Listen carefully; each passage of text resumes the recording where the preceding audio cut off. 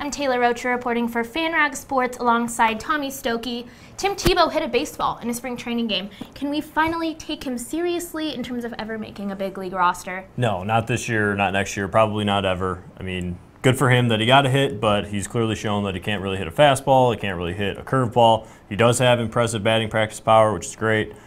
He's athletic, great, but no, I mean, he's pretty much been what most people have expected him to be. And that's okay. He's just not a Major League Baseball player. Sounds like you have no faith in Tim Tebow, but the Mets do. They've been giving him opportunity after opportunity from the Arizona Fall League. Now he's at big league spring training camp.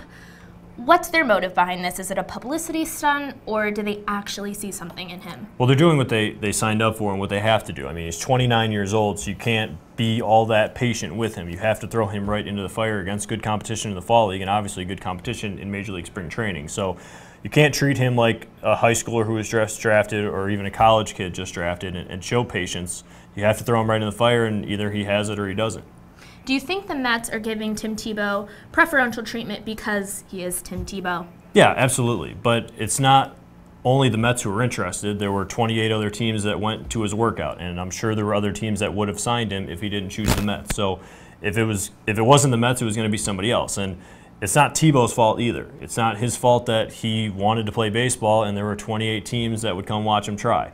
It's not his fault that the Mets signed him, and it's not his fault that they offered him $100,000. What is he supposed to do? Say, no, actually, just offer me a little bit less. I mean, he's not going to do that. The TV show, keeping his job with ESPN, if they let him do that, that's not his fault. So I don't get people being mad at him for the extras that he gets. And if it wasn't the Mets, it was going to be somebody else anyway. So I think that part's a little bit overblown. Well, that's all we have. Alongside Tommy Stokke, I'm Taylor Rocha, and this is FanRag Sports.